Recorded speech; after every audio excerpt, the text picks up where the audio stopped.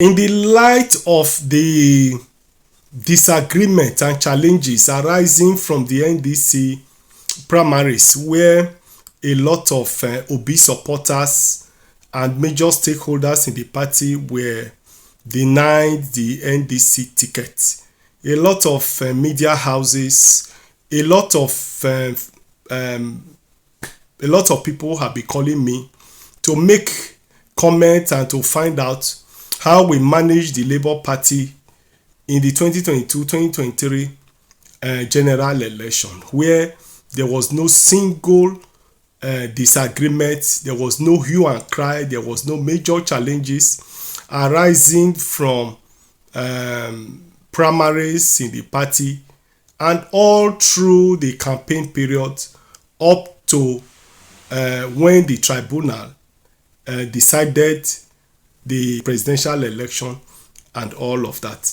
I want to say that those who have observed that were very, very correct. I must say very clearly and confirm and affirm that all through the period of nomination of candidates in the 2022 and 2023 general election, in spite of the upsurge, was effectively managed by the leadership of the party.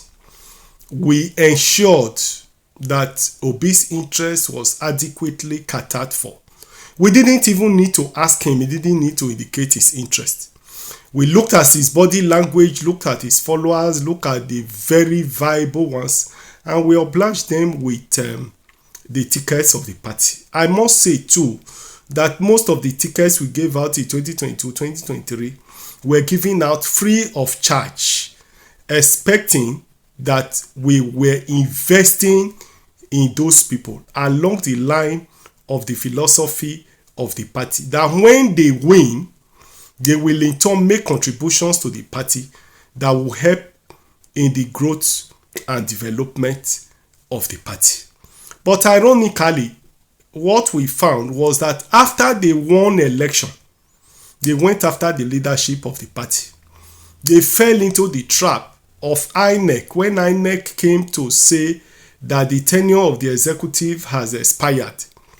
We had expected that our leaders would have known that it was the reprisal attacks from the role we played in the 2022 and 2023 general election.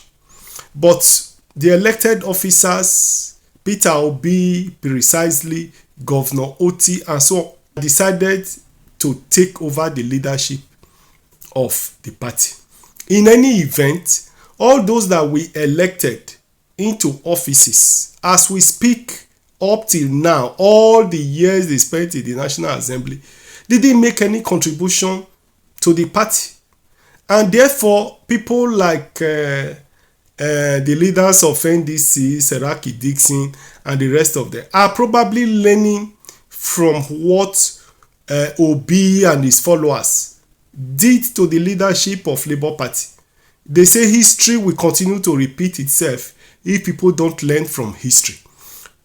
Seraki Dixon and co have probably seen their trajectory, learned from us that a lot of them, after they have won and are in the house, will sit on the struggling with the leadership of the party.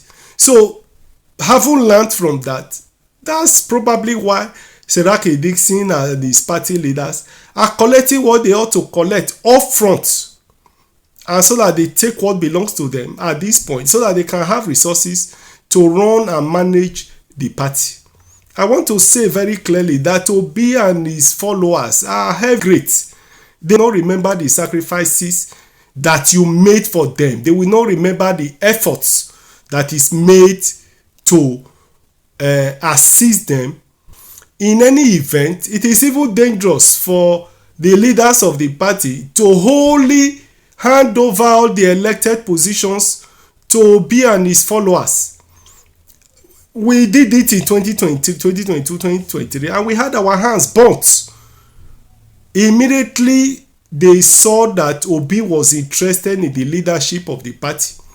All those that were elected under the platform of the party simply followed Obi and didn't remember what we did for them, the sacrifices made, the sufferings that the party member made for them.